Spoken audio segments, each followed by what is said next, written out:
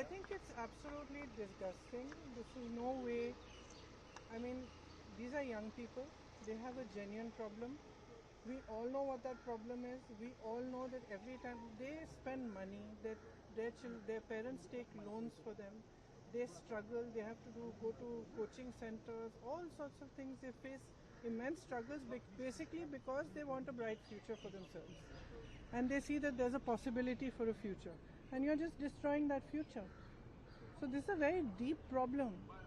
This problem has been there for many years, and we have been talking about it for many years. I remember when I was in UP, I was taking this problem up because every young person I met, you will not believe, I met a person he was 28 years old, and he was crying because he said that every time he has given the exam, and he has given the exam so many times, it's the paper leaks, something goes wrong, and at the same time he feels that now I've invested so much in this.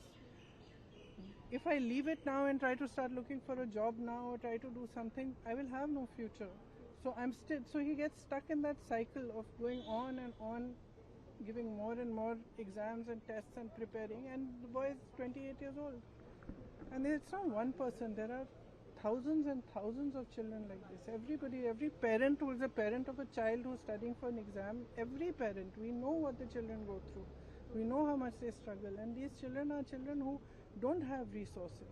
So they have a genuine problem. They are genuinely just asking. They had said they were going to do a peaceful protest. They were genuinely simply asking that they should be heard. Now the Prime Minister, he is the leader of the country. This is the youth of the nation. This country belongs to them. This parliament belongs to them. We are all here because of them. So the least he can do is hear them out, listen to them, call them, understand what the issue is. They are asking rightly for the resignation of the minister. He is the person who is responsible. नहीं, देखिए, हम राहुल जी लगातार इस मुद्दे को उठा रहे हैं काफ़ी समय से. ये कोई नया मुद्दा नहीं है, लेकिन इशू ये है कि ये बार बार हो रहा है और इस पर कोई कार्रवाई नहीं होती है. मुझे याद है जब मैं यूपी में काम कर रही थी तो जो पेपर लीक हो रहे थे वो एक दो जो एकदम जो नीचे वाले अधिकारी हैं उनको आपने अरेस्ट कर लिया या 2 दिनों के लिए रख लिया थाने में, उसके बाद बात वहीं पे रुक जाती है. किसी पर कार्रवाई नहीं हुई है, किसी पर कोई ठोस कार्रवाई नहीं हुई है. अब ये मुद्दा इतना ज्वलंत इसलिए है क्योंकि देश के युवा हैं ये, और ये समझ रहे हैं कि हमारे फ्यूचर, हमारे भविष्य के लिए क्या है. हमारे माँ बाप लोन लेकर मुश्किल से हमें पढ़ाते हैं, हम लोग स्ट्रगल कर रहे हैं. वो ये कह रहे हैं ना, वो कह रहे हैं कि हम स्ट्रगल कर रहे हैं, हमारे लिए इतना मुश्किल है. आप कोचिंग सेंटर्स को देखिए, मैंने बहुत सारे देखे, और कोचिंग सेंटर्स में जाइए और कोई भी माँ बाप जानता है, मतलब किसी भी लेवल का, किसी भी सोसाइटी में आप जानते होंगे, आपके बच्चे जब पढ़ते हैं तो कितना टेंशन होता है, कितना जब एग्ज़ाम होता है कितना टेंशन होता है. एज इट इज़ इतनी मुश्किल परिस्थिति है, ऊपर से आपने जॉब्स क्रिएट नहीं किए हैं इतने समय से, तो बच्चा अपने फ्यूचर को देख रहा है, कह रहा है कि मतलब मेरे फ्यूचर में फिर है क्या, मैं स्ट्रगल ही करते रहूं. मैं कह रही थी इंग्लिश में, मैं कह रही थी कि मैं कुछ ऐसे बच्चों से मिली थी जब मैं यूपी में काम कर रही थी, जो 26 साल के, 27 साल के, 28 साल के बच्चे कह रहे हैं हमारी तो शादी भी नहीं हो रही है, हम कुछ कर नहीं पा रहे हैं, हम इंतज़ार कर रहे हैं कि हमारी नियुक्ति की लिस्ट आएगी, पेपर लीक हो जाता है, हम एग्ज़ाम देते हैं, कुछ पता नहीं चलता, उसके बाद फिर हम दोबारा देते हैं. तो मतलब ये एक बहुत ही जेन्युइन प्रॉब्लम है और इसको हल्के में कोई नहीं ले सकता. ये एक बहुत जेन्युइन प्रॉब्लम है. आज युवा बहुत ही दुखी है एक्चुअली. ये जो आप नाराज़गी देख रहे हैं एक्चुअली दुख है कि हमारे फ्यूचर, हमारे भविष्य के बारे में कौन सोच रहा है.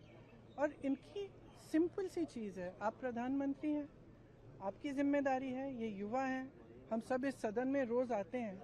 आप ना तो यहाँ पे आप चर्चा करना चाहते हैं, ना ऑपोजिशन को आप पॉइंट उठाने देते हैं, आप डिस्कस नहीं करना चाह रहे हैं. ये सदन है किसका? ये उन्हीं युवाओं का है ना जिसको आप रोक रहे हैं बाहर, जिन पर आप लाठीचार्ज कर रहे हैं, जिन पर आप आंसू गैस चला रहे हैं. ये तो मतलब ये सदन ही उनका है. हम सब यहाँ हैं, किसने हमें यहाँ रखा है? उन्होंने ही रखा है.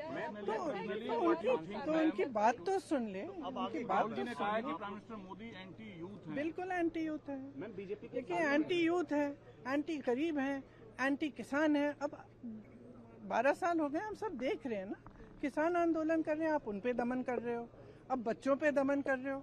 बच्चे हैं, सुन लीजिए इनकी बात, क्या होने जा रहा है। अगर इनकी बात शांति से सुन लें, अब मंत्री जी की जिम्मेदारी है, उनसे रिजाइन करवाइए। देखिए एक जमाना था जब मंत्री जिम्मेदारी लेते थे। मुझे याद है एक ट्रेन का एक्सीडेंट हुआ था शायद 80s में, अगले दिन उन्होंने इस्तीफा दिया। जो मंत्री रिस्पॉन्सिबल थे, जो उसके समय के रेल मंत्री थे, तो इस्तीफा दीजिए, जिम्मेदारी लीजिए, और सबसे जरूरी तो यह है कि सिस्टम को दुरुस्त करिएगा। किसान भी पंजाब से आ रहे हैं दिल्ली महापंचायत के लिए इंडो यूएस डील के खिलाफ, क्या हो गया?